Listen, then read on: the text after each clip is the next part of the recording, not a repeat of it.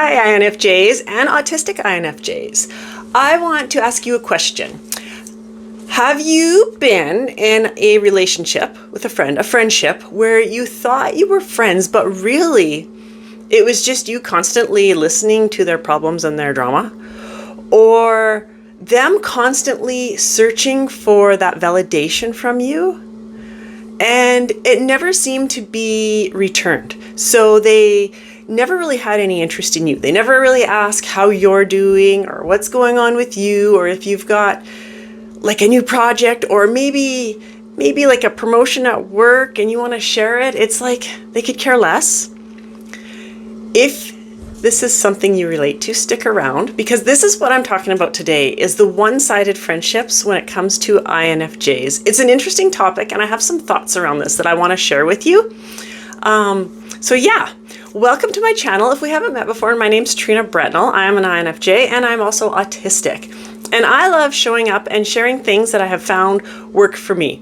I have been working on myself for a number of years, and I know from past experience, when you follow the gurus that are helpful, and they truly are helpful, it always seems like there's a piece missing. There's like a piece of the puzzle missing, and it's just not working for an INFJ. And it's so true.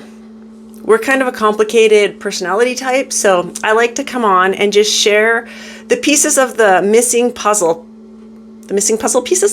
pieces with everybody, and hope that I can just help one other INFJ feel heard, feel seen, feel understood, feel less alone in the world, because that would have made a huge difference for me years and years and years ago, before YouTube was even a thing. So welcome to my channel. That was really long. And if you're returning, I'm very glad that you came back. I really appreciate all of you guys. All right, so I see this come up lots in comments, and people are reaching out to me.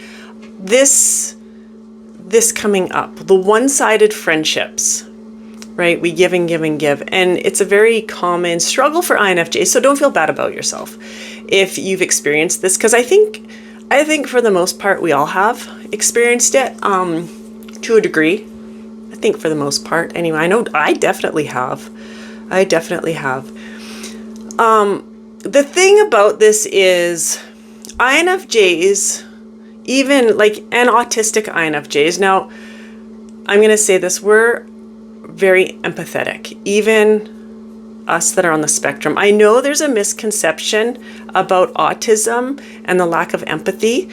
I can't speak for other personality types, but I do know when it comes to INFJ and autism, everything about the INFJ personality type, if you're autistic, amplify it, like at least twofold, okay? So empathy, we feel way more than an INFJ who isn't on the spectrum. That's completely off topic. I just had to say that because I know a few people have mentioned to me that, well, that's weird, an INFJ is autistic, because autistic people can't feel empathy. And I can't speak for other personality types, but I know INFJs, that's incorrect for INFJs. So anyway, INFJs, we are very empathetic. We tend to ask the right questions. We are amazing listeners. It just comes natural to us. We understand. We make others feel heard. It's a gift. That is a gift, even though at times it feels like a curse. It truly is our gift. When it feels like a curse, it's because we need to turn our attention on a piece of us that I'm just going to say is weak. It's there, but it's weak. And I'm going to explain this, so stick around. Now, the world, the way I see it from my weird brain is it's made up of givers and takers, okay? INFJs are givers. We tend to attract takers because we give and give and give. Now, there are the people who will take. They'll keep taking. I mean, it's human nature to just take. If somebody's going to give, just take. Sorry, you probably just heard my dog. He's a giant schnauzer and he's very clumsy and he just ran out the door. But anyway, so if we're giving, people are going to continue to take. Now, there are the people that when we stop giving, they're okay with that. They're okay with that. They don't need to take anymore, but they're okay with that. But then there's the takers that if we stop giving, they're gone. Because that's what they are. They're just takers, okay? So this is what we do. We give and give and give, and those takers just continually take and take and take if we don't establish a boundary. This is where most of the time the struggle comes with us, when we're in the one-sided friendships. Okay? I actually didn't tie these two things together, and I'm going to actually dive in deeper to something else that's going on that's impacting the boundaries, having issues with this boundary. INFJs struggle with boundaries. We don't like them. For the most part, they scare us. I've worked with clients. I have a boundary mastery coaching program. I work one-on-one with clients, and I have worked with them. And boundaries are scary. And I know from personal experience, boundaries are scary. And I'm not going to say I'm a master at them completely. I'm good with boundaries, but I have to be mindful and continually work at setting them, because they are a struggle for INFJs. So I mean, don't be too hard on yourself. So it's kind of like everything is interconnected. And I'll explain this, what I mean, in a second. So now going back to the one-sided friendships, when we're giving and we give and we give, and then we get annoyed with the other people. Why are we attracting these people, right? Why are we attracting these takers? I want you to stop and ask yourself, why do I keep giving? Think about it for a moment. Why do I keep giving? What fear and worry come up? Let your mind wander on this. It might even take a few days to really think about and unpack, okay? Is it a fear of rejection? Is it a fear of abandonment? Is it a fear that they're going to get upset with you?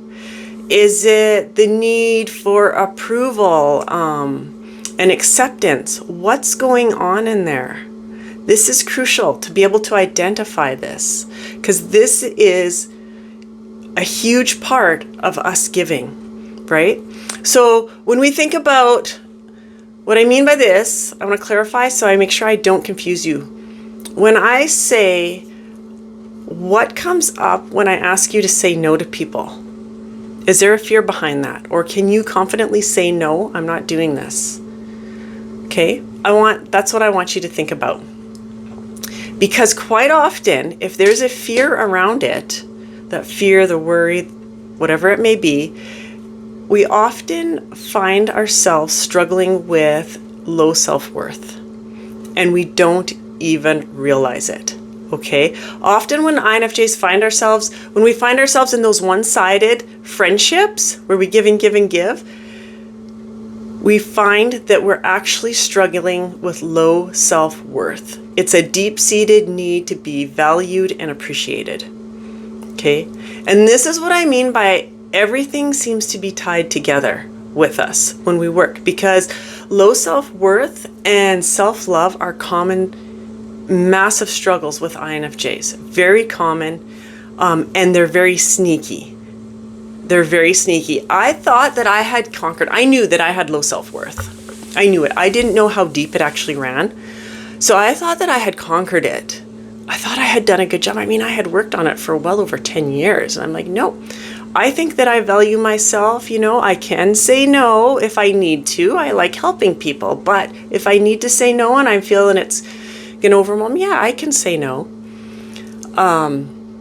But I was struggling in other areas of my life that were related to other things. I'm not going to get into that because that would make this video really, really long. That were actually linked back to self-worth. So I still hadn't conquered it, and it's sneaky. We will base our worth on how much or what we can do for other people. This is so common. This is what we do. We learned this a long time ago.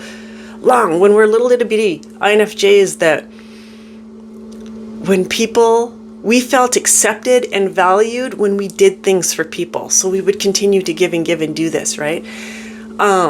And I'm not saying we shouldn't do nice things for people and help people, because we should, and I think the world needs more helpers like that, like us. However, we also need to be very mindful that we have boundaries, okay? And if we're struggling with low self-worth, we're going to struggle with those boundaries, I can guarantee it. So think about it deeply. Why do you give? What is going on inside your head when you think about why you're giving? We're not playing the victim. We're not going to blame other people because I keep attracting takers and blah, blah. We can't control takers. We can't control the fact that people are going to take. That's out of our control. What we can control is how much we're going to give. So we're not going to worry about those takers, those friends that we thought were friends and they're just takers, okay? We're not going to worry, they're neutral. They're whatever. We're just going to put them over there. We're not going to worry about. What we're going to worry about is what is going on inside of our heads when we think about not giving anymore, when we think about saying, no, this isn't working for me, and moving on. What fear is going on inside of you? Jot it down. Write it down. I know everyone's busy, and when I think about journaling, these were the thoughts that I used to go through my head until I discovered how therapeutic it was. It's just more time, and I don't have any more time in my day. It doesn't take that much time, and it's so important. If you want your life to change and you want time where you're not giving constantly, you have time for yourself, take a few minutes and journal about this. Write it down, because you want to keep track of, for one, journaling's therapeutic, but for another, you want to keep track of this, because when other struggles are coming up and I get you to write them down, you might see a pattern linking you to one specific thing, which is usually self-love or self-worth. Those are the two most common things that INFJs struggle with, is self-love and self-worth, and it impacts our life drastically. Okay, so what I get my clients to do when they're taking the boundary mastery class, I also offer a self-love class as well, and they do this in that as well. Not class, coaching program. Lost my words. Is the first thing I ask is to practice self-compassion. So remind yourself that it's okay to prioritize you. It's perfectly okay for that. Treat yourself as kind as you would your friends. Be nice to yourself. INFJs aren't usually very nice to themselves. Be mindful of that self-talk and come from an angle of compassion. When it comes up, if you notice you're not very compassionate with yourself, don't judge. We're just noticing how compassionate we are with ourselves. And if we're not, we're going to be like, okay, well, I need to change this. And that's okay. Start being nice to yourself. Challenge those negative thoughts. Identify those thoughts that are fueling your belief about yourself. Again, this may take journaling. You know, being mindful of our thoughts throughout the day is very powerful. This will help you, but journal about it. Ask, are they based, when those thoughts come up, ask yourself, are they based on facts, assumptions, or interpretations? And be honest. Okay? When I first started working on myself and these thoughts would come up, I truly believed them so deeply that right away I'd be like, yep, it's based on fact. That's the truth. It wasn't. It wasn't. When I allowed myself to get curious about it and really unpack it, none of it was based on fact. Not one of them was based on fact. Not one of them. And I had very low self-worth, actually to the point where I think I would have zero. I would have said I had zero self-worth, and I had very little love for myself. In fact, I hated myself so much I couldn't even look into the mirror. I hated looking in the mirror. And the next thing is that I advise for you is to seek help from a therapist or a coach like myself. You know, I offer my 8-week coaching program on boundaries, boundary mastery, where we work one-on-one together and we dive deep into this. We look at self-worth. I help you build confidence. I help with communication strategies and skills and build them in a safe environment, a safe place. It's so much fun. I hope this was helpful for you. If it was, please like my video. I invite you to share it as well. The more times it's shared, the more INFJs I get to help. And really that's what it's all about. And I also invite you to subscribe to my channel if you haven't yet. And one thing I forgot to mention is if you have a topic you want me to talk about, please put it in the comments, or I will leave my email address and you can email me directly about the topic you would like me to talk about. I hope it was helpful, and thanks for joining me, and I will see you again in a few days with another interesting video. Until then, take care. Bye for now.